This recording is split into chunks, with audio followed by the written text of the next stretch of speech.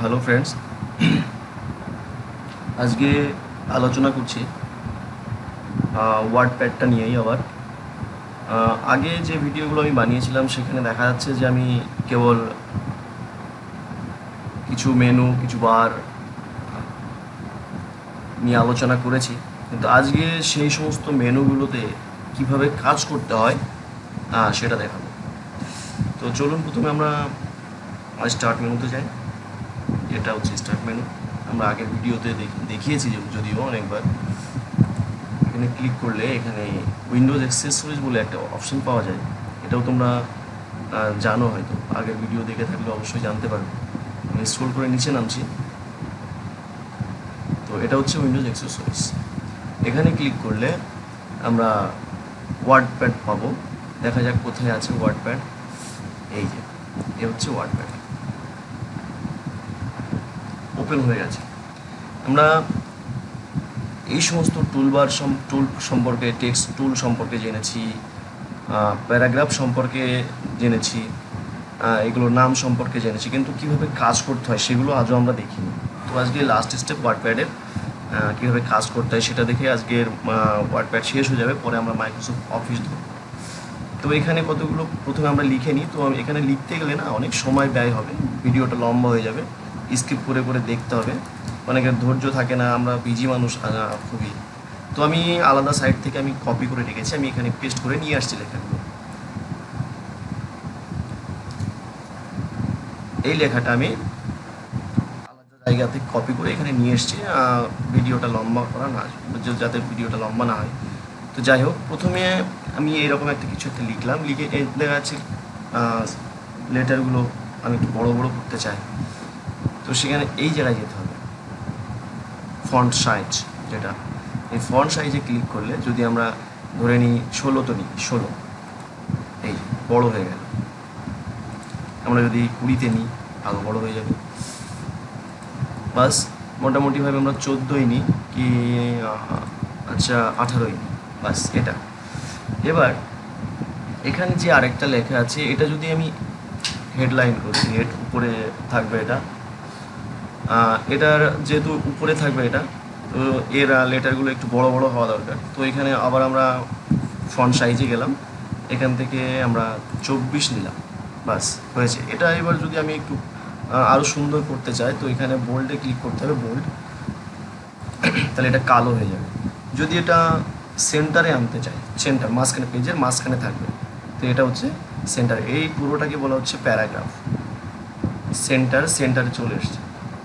এবার বলেন না, এটা আমরা আন্ডারলাইন দিয়ে হাইলাইট করতে চাই, তখন আমরা এখানে ক্লিক করলে এটা আন্ডারলাইন হয়ে যাবে, বাস। এখানে যে হেডারটা রয়েছে, যেটা হেডলাইনটা রয়েছে, যে লেটারগুলো রয়েছে, এটা আমার পছন্দ হচ্ছে না, আমি আরও সুন্দর সুন্দর লেটার নিতে চাই। তো এখান থেকে বাস, এখানে সুন্দর সুন্দর আরও লেটার আছে। এই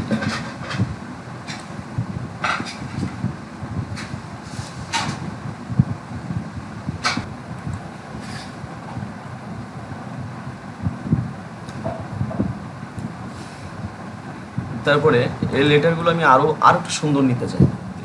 এখানে সব আছে, যেটা তোমাদের পছন্দ মতো সেটা তোমরা নিয়ে নিও।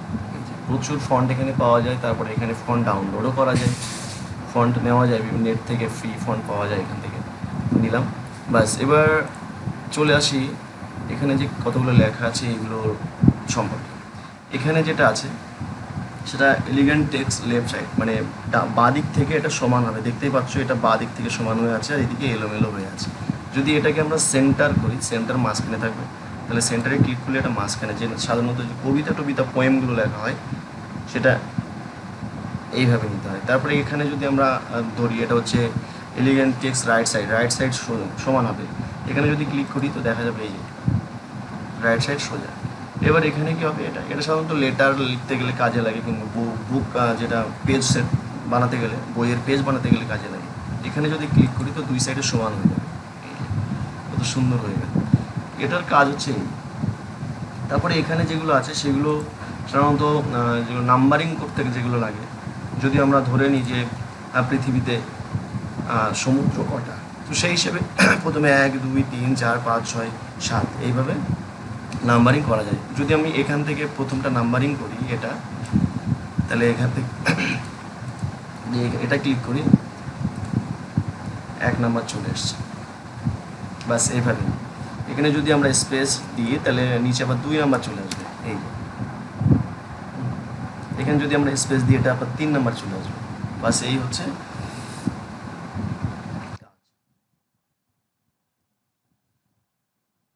তারপরে যে লেখার যে ভিতরে যে স্পেসগুলো, এই স্পেসগুলো নিতে গেলে কি করতে হয়, এই টুলসটা ইউজ করতে হয়। এই লাইন স্পেসিং, এখানে ক্লিক করলে যদি আমি 1.0-তে ক্লিক করি তো এই লেখার স্পেসগুলো আরও কম হয়ে যাবে। যদি আমরা 2-তে করি আরও স্পেস বেশি হয়ে যাচ্ছে। ঠিক এইভাবেই আস্তে আস্তে কাজগুলো করতে হবে। যতটা আমি ভিডিওতে দেখাচ্ছি তার থেকে বেশি ট্রেনিং করতে হবে, ট্রেনিং কম্পিউটারে করে থাকতে হবে, শিখতে হবে। বাস ঠিক আছে ফ্রেন্ডস, আর বোধহয় ওয়ার্ডপ্যাডের কোনো কিছু শিখতে নেই, সবই আমরা করে ফেলেছি, সবই শিখে ফেলেছি যদি আমরা মন দিয়ে এটাকে দেখি।